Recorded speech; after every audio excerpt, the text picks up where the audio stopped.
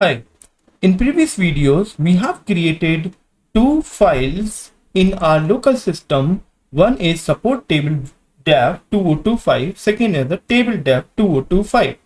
We are going to ingest these two tables into our Delta Live tables or Lakehouse architecture. Now, I'm going to show previous code as well, where we have written all these files into separate tables. This one is the first table where we have all the rows after transformation, including NLP columns as well. This is showing the next table where we have customer ID, CVV number and city. You can see customer ID is the only common column in between these two tables. As we know that Delta Live tables or Lakehouse architecture is using job computing compute resource, not all purpose compute. If you do not know much about this, you just go back to this video and you will find what kind of differences are there in between these two compute clusters. For this job compute, you will have to go down in data engineering part, and here you will find some different kind of pipeline there. So I'm going to create that kind of pipeline. But before I create this ETL pipeline, which is going to help us to build ETL pipelines using SQL and Python, I'm going to perform some basic fundamental pre-processing. Pre-processing part is done in a new file. So I'm going to create a new notebook here. All right, here we have a notebook which is going to use for my DLT live tables. So I'm going to pre-process these three layers. So first and foremost, I'm going to import necessary files, libraries. Here I'm going to import my DLT Delta Live tables, where I'm going to use all the unnecessary files as well. Later on, I'm going to use PySpark file. Using the SQL, I'm going to use column only. I do not want to use or import the rest of the columns here. I'm not going to run, because this would be run by DLT pipeline or job cluster. First and foremost, I'm going to create bronze, silver, gold layer for my master data, which we have here in our storage account with this particular clean option. So here you can see this is support data. If you go up, test, and go for raw final, you will find this master customer data.csv. Now go back to my part 3 notebook. I'm going to write my first ETL code. So this would be DLT. So I'm going to use this keyword so that it will be knowing that from this DLT I'm going to use my table, and this would be a table where I'm going to ingest our data set. So for this I can write certain comment so that it will be having some certain recognition. So I'm going to write bronze layer raw master data. So this would be comment inside this table.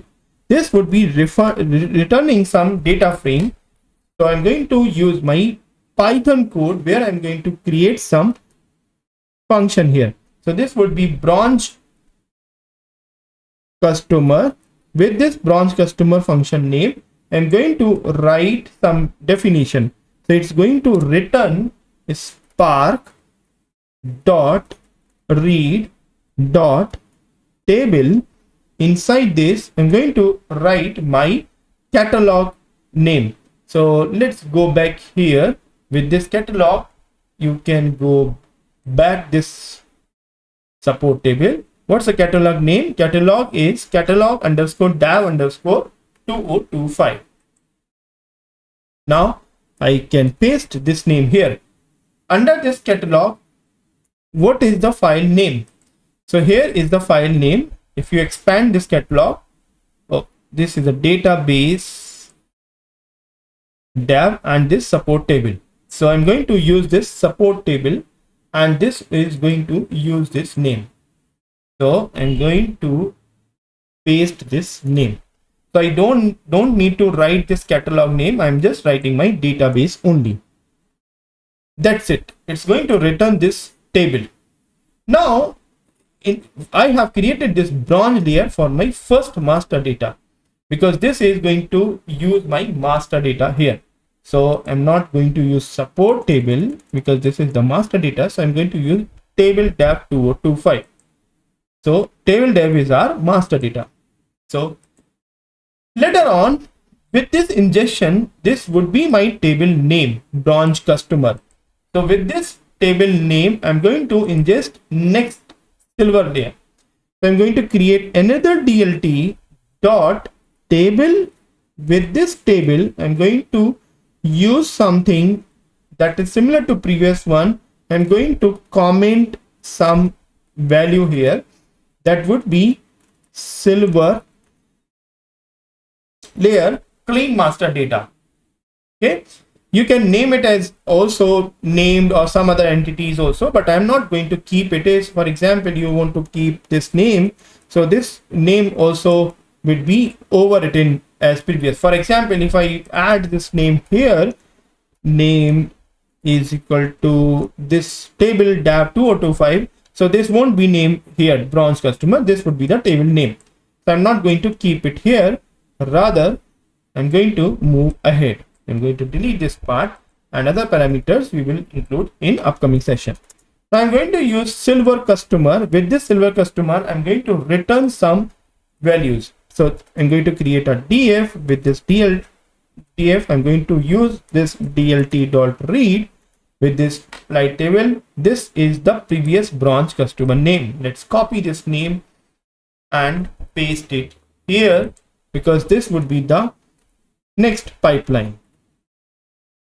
So this would be a bronze customer, and then I'm going to use return this filter, and this filter, with this filter I'm going to use this column, where column is particular gender is equals to male. That's the filtering part. I'm going to remove everything here. Okay, so what I have done here, I'm just returning this DLT, this table, with this filter where we have column and gender is equal to male. So I'm going to close this gender, and then it should be equal to male. So wherever we will find this male, I'm going to return and going to forward this male rows only from my master data. Now when I go to the next part with my gold layer, I'm going to perform or create some extra column as well. So what I'm trying to do, I'm going to use dlt dot table again, hit enter, write sub comment in this pipeline, and this would be the gold layer cleansed master data. I'm going to define some function. This would be the gold customer, and I'm going to use this df is equal to dlt.read, and from the silver customer, this is the name of previous table, I'm going to use with column function, where I'm going to write some is female. This would be female as a column. I'm going to write some column gender is equal to female. Okay, so whatever the gender is there, this is going to create that female. Okay, so it's going to create a new column every time.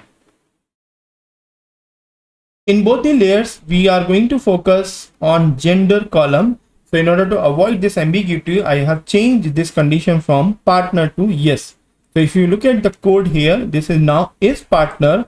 I'm going to create a column with this condition partner equal to yes. So from the previous table, whatever the condition will be there, partner equal to yes, it will be creating that part here. So I'm going to stop this video here, and in the next session we will see how to create bronze, silver, gold layer for our support data. Thank you.